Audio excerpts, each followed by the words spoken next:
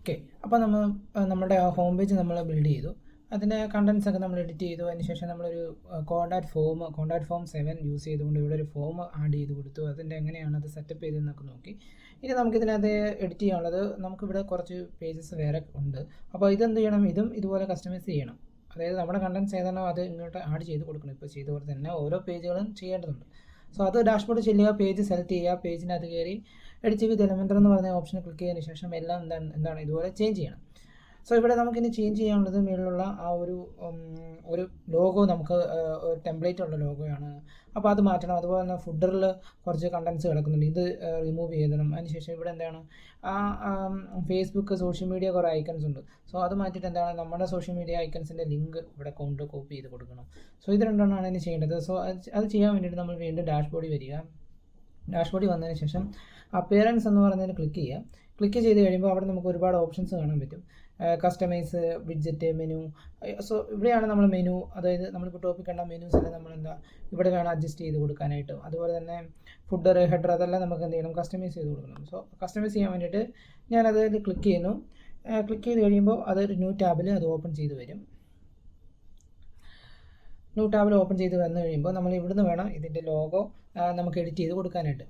So ഇവിടെ നോക്കി കഴിയുമ്പോൾ തന്നെ നമുക്ക് ഒരുപാട് ഓപ്ഷൻസ് നമുക്കിവിടെ കാണാൻ പറ്റും. അതായത് header builder, global, bread crumb, blog page, അതുപോലെ തന്നെ ഫുഡർ ബിൽഡർ, അങ്ങനെ ധാരാളം ഓപ്ഷൻസ് ഇവിടെ കാണാൻ പറ്റും. സോ നമുക്ക് ആദ്യം ഇവിടുന്ന് നമുക്ക് ഇതിൻ്റെ ലോഗോ മാറ്റി കൊടുക്കണം.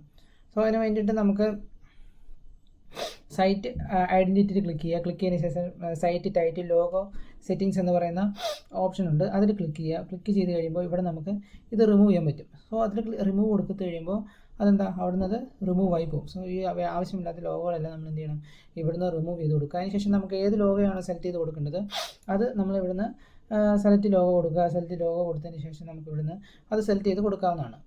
സോ അതിന് വേണ്ടിയിട്ട് സെലക്ട് ലോഗോയിൽ ക്ലിക്ക് ചെയ്യുക. ലോഗോയിൽ ക്ലിക്ക് ചെയ്ത് കഴിയുമ്പോൾ നമുക്ക് നമ്മുടെ ലോഗോ ഉണ്ടെങ്കിൽ അപ്ലോഡ് ഫയൽസിൽ ക്ലിക്ക് ചെയ്യുക. ക്ലിക്ക് ചെയ്തതിന് ശേഷം സെലക്ട് ഫയൽസിൽ ക്ലിക്ക് ചെയ്യുക.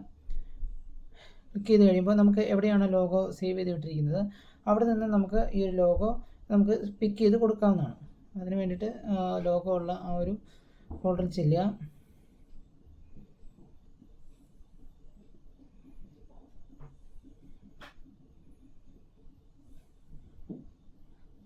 അത് നോക്കിയതിന് ശേഷം അതിവിടെ നിന്ന് സെലക്ട് ചെയ്ത് കൊടുക്കുക. ഓക്കെ, ഞാൻ ഇവിടുന്ന് ഒരു ലോഗോ, എൻ്റെ ഒരു ലോഗോ ഇവിടുന്ന് ഞാനത് സെലക്ട് ചെയ്ത് കൊടുക്കുന്നു.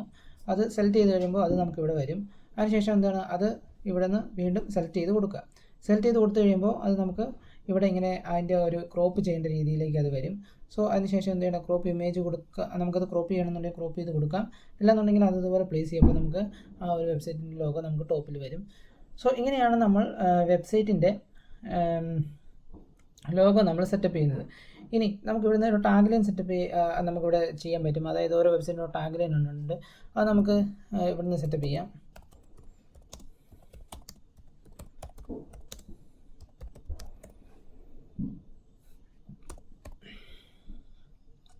ഞാനിവിടെ ഇരിക്കുന്ന ടാഗ് ലൈൻ ജസ്റ്റ് ഞാൻ ഒരു ടാഗ് ലൈൻ കൊടുത്തു. നിങ്ങൾക്ക് എന്താണെങ്കിലും അത് അതുപോലെ കൊടുക്കാവുന്നതാണ്. നിങ്ങളുടെ ബിസിനസ്സിന് റിലേറ്റഡ് ആയിട്ടുള്ള ടാഗ് ലൈൻസ് നിങ്ങൾക്ക് അവിടെ കൊടുക്കാവുന്നതാണ്. അതിനുശേഷം എന്ത് ചെയ്യണം, ഇത് പബ്ലിഷ് ചെയ്ത് കൊടുക്കുന്നു. അപ്പോൾ എന്താണ് നമ്മുടെ ആ ഒരു ഹെഡർ നമ്മൾ എഡിറ്റ് ചെയ്തു. ഇനി നമുക്ക് ഇവിടുന്ന് home, about, all courses, about, contact, ഈ മെനു, ഈ പേജസ് ഒക്കെ എഡിറ്റ് ചെയ്ത് നമുക്ക് കസ്റ്റമൈസ് രീതിയിലോട്ട് ആക്കുന്ന ആ ഒരു എഡിറ്റ് വിത്ത് എലമെൻ്റർ എന്ന് പറഞ്ഞ ഓപ്ഷൻ ചെന്ന് നമുക്ക് എന്താ ഇവിടെ നമ്മുടെ ഓൺ കണ്ടൻസ് ഇതിനകത്ത് ആഡ് ചെയ്ത് കൊടുക്കണം. പിന്നെ സ്റ്റാർട്ട് ലേണിംഗ് എന്ന് പറയുന്ന ഒരു ബട്ടൺ നമുക്കിവിടെ കാണാൻ പറ്റും. ആ ബട്ടൺ നമുക്ക് എഡിറ്റ് ചെയ്യാൻ പറ്റും. അതിന് തൊട്ട് മേലെ എഡിറ്റ് ബട്ടൺ ക്ലിക്ക് ചെയ്യാം. അതിനുശേഷം നമുക്കിവിടെ ഏതെങ്കിലും ലിങ്ക് കൊടുത്തു കഴിഞ്ഞാൽ, അതായത് നമ്മുടെ കോഴ്സ് എവിടെയാണുള്ളത് ആ പേജിൻ്റെയൊക്കെ ലിങ്ക് കൂടെ കൊടുത്തു കഴിഞ്ഞാൽ നമുക്ക് അവിടെ ക്ലിക്ക് ചെയ്താലും ആ കോഴ്സസിൻ്റെ പേജിലേക്ക് പോകുന്ന ലിങ്കുകൾ നമുക്കിവിടെ പ്ലേസ് ചെയ്യാവുന്നതാണ്. സോ അങ്ങനെ നമുക്ക് ഇവിടെ ലിങ്ക് കൊടുക്കാം. അങ്ങനെയൊക്കെ നമുക്ക് കസ്റ്റമൈസ് ചെയ്ത് നമുക്ക് എടുക്കാവുന്നതാണ്. സോ അതെല്ലാം നിങ്ങൾ ചെയ്ത് അത് നല്ല ഒരു വെബ്സൈറ്റ് ആക്കി എടുക്കേണ്ടതാണ്. സോ ഇങ്ങനെയാണ് നമ്മൾ ഹെഡർ എഡിറ്റ് ചെയ്തത്. ഇനി നമുക്ക് ചെയ്യേണ്ടത് ഫുട്ടറാണ്. അതായത് ഇവിടെ സബ്സ്ക്രൈബ് ടു ന്യൂസ് ലെറ്റർ എന്ന് പറയുന്ന ഓരോ ഓപ്ഷൻ ഉണ്ട്. സോ ഇവിടെ നമുക്ക് ചെന്ന് കഴിയുമ്പോഴത്തേന് നമുക്കിവിടെ ഒരു എഡിറ്റ് ബട്ടൺ കാണാൻ പറ്റും. ഓക്കെ, ഇതിൽ ചെന്നാലും നമ്മൾ നേരെ ഫുട്ടറിലേക്കാണ് പോകുന്നത്. ഇവിടെ നമുക്ക് സബ്സ്ക്രൈബ് ന്യൂസ് ലെറ്റർ എന്ന് പറയുന്ന ആ ഒരു ഇതാണ് കിടക്കുന്നത്. ഇനി നമുക്കത് മാറ്റണം എന്നുണ്ടെങ്കിൽ നമുക്കത് മാറ്റി കൊടുക്കാവുന്നതാണ്. വീണ്ടും നമുക്ക് ഒരു കോളമാണ് വേണമെന്നുണ്ടെങ്കിൽ ജസ്റ്റ് വൺ കോളത്തിൽ ക്ലിക്ക് ചെയ്യാം. ക്ലിക്ക് ചെയ്ത് കഴിയുമ്പോൾ തന്നെ നമുക്ക് അവിടെ നിന്ന് അത് റിമൂവ് ആയി പോകും. സോ ഇങ്ങനെ നമുക്ക് ആ ഒരു ഇതിലേക്ക് നമുക്ക് കണ്ടൻറ്റുകൾ നമുക്ക് കൊടുക്കാവുന്നതാണ്. സോ ഇവിടെ നമ്മൾ ആ ഒരു കണ്ടൻറ്റ് നമ്മളിപ്പോൾ ഇവിടെ എഡിറ്റ് ചെയ്തിരിക്കുകയാണ് ചെയ്യുന്നത്. അതിനുശേഷം ഇത് പബ്ലിഷ് കൊടുത്തു കഴിയുമ്പോൾ ആ ഒരു എന്താണ് വെബ്സൈറ്റ് ഇപ്പം നമുക്ക് ഫുഡർ അതവിടെ പബ്ലിഷ് ആയിട്ടുണ്ട്. ഇനി നമുക്ക് അതിൻ്റെ ഒന്ന് റിഫ്രഷ് ചെയ്ത് നമുക്ക് അതിൻ്റെ ഔട്ടൊന്ന് നോക്കാം. അപ്പോൾ നമ്മളത് റിഫ്രഷ് ചെയ്തതിന് ശേഷം നമ്മൾ എന്ത് ചെയ്യുന്നു, സ്ക്രോൾ ചെയ്ത് താഴേക്ക് വന്നു കഴിയുമ്പോൾ ഇവിടെ നമുക്കത് റിമൂവ് ആയി പോകുന്നത് നമുക്ക് കാണാൻ പറ്റും. സോ ഇവിടെ നമ്മൾ എഡിറ്റ് ചെയ്തിരിക്കുന്നൊന്നുമില്ല, ഒരു കോളം, അതായത് ഡബിൾ കോളം ആയിരുന്നു കിടന്നുകൊണ്ടിരുന്നത്, അത് നമ്മൾ സിംഗിൾ കോളം ആക്കി കൊടുത്തു കഴിയുമ്പോൾ തന്നെ അത് നമുക്ക് ഇവിടുന്ന് റിമൂവ് ആയത് നമുക്ക് കാണാൻ സാധിക്കും. ഇവിടെ നമുക്ക് എന്തെങ്കിലും പുതുതായിട്ട് ആഡ് ചെയ്യാനുണ്ടെങ്കിൽ നമുക്ക് ഇവിടുന്ന് കോപ്പിറൈറ്റ്, അതായത് കോപ്പിറൈറ്റ് നമുക്ക് ഇവിടുന്ന് എന്തെങ്കിലും എഡിറ്റ് ചെയ്യണമെങ്കിൽ അത് എഡിറ്റ് ചെയ്ത് കൊടുക്കാം.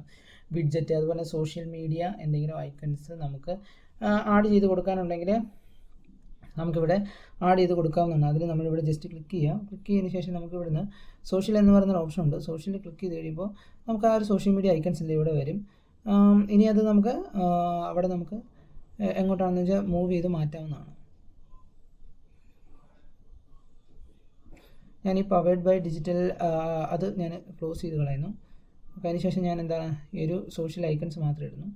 സോഷ്യൽ ഐക്കൺസ് ഇതൊരു നമുക്ക് എന്താണ് മൂവ് ചെയ്ത് സൈഡിലേക്ക് അല്ലെങ്കിൽ അത് മൂവ് ചെയ്യാൻ പറ്റുമെന്ന് നോക്കുക. അല്ലാന്നുണ്ടെങ്കിൽ നമുക്കത് ഇങ്ങനെ മാറ്റി അറേഞ്ച് ചെയ്ത് വെക്കാവുന്നതാണ്. അതിനുശേഷം എന്ത് ചെയ്യുന്നു, അതും നമ്മൾ പബ്ലിഷ് ചെയ്യുന്നു. ഇനി പ്രത്യേകം ശ്രദ്ധിക്കേണ്ട ഒരു കാര്യം എന്ന് പറഞ്ഞു കഴിഞ്ഞാൽ ഈ ഓരോ സോഷ്യൽ മീഡിയ ഐക്കൺസിന് ക്ലിക്ക് ചെയ്യുമ്പോൾ നമുക്ക് കൊടുക്കേണ്ട ലിങ്ക്, ഫേസ്ബുക്ക് പേജിൻ്റെ ലിങ്ക് ഇവിടെ കൊടുക്കാം, പേസ്റ്റ് ചെയ്ത് കൊടുക്കാം. അതുപോലെ തന്നെ ട്വിറ്ററിൻ്റെ ലിങ്ക് നമുക്കിവിടെ പേസ്റ്റ് ചെയ്ത് കൊടുക്കാം. യൂട്യൂബ്, അതുപോലെ ഗൂഗിൾ റിവ്യൂ, അതായത് ഗൂഗിൾ ബിസിനസ് പ്രൊഫൈലിൻ്റെ ലിങ്കുകൾ ഇവിടെ നമുക്ക് ആഡ് ചെയ്യാം. സോ ഇങ്ങനെയാണ് നമ്മൾ ഒരു വെബ്സൈറ്റിൻ്റെ ഹെഡറും ഫുഡറും നമ്മൾ അപ്പിയറൻസിൽ കസ്റ്റമൈസിൽ ചെന്ന് കഴിഞ്ഞാണ് നമ്മളിതൊക്കെ ചെയ്യുന്നത്. ഇനി ഇവിടെ ധാരാളം ഓപ്ഷൻസ് ഇവിടെ ഉണ്ട്. ആ ഓപ്ഷൻസ് എല്ലാം നിങ്ങൾ എന്ത് ചെയ്യണം, നോക്കി അത് മനസ്സിലാക്കിയെടുക്കണം. മെനു അഡ്ജസ്റ്റ് ചെയ്യാം, അതായത് ഇവിടെ ഇനിയും മെനുകൾ അഡ്ജസ്റ്റ് ചെയ്ത് നമുക്ക് വെക്കാൻ പറ്റും.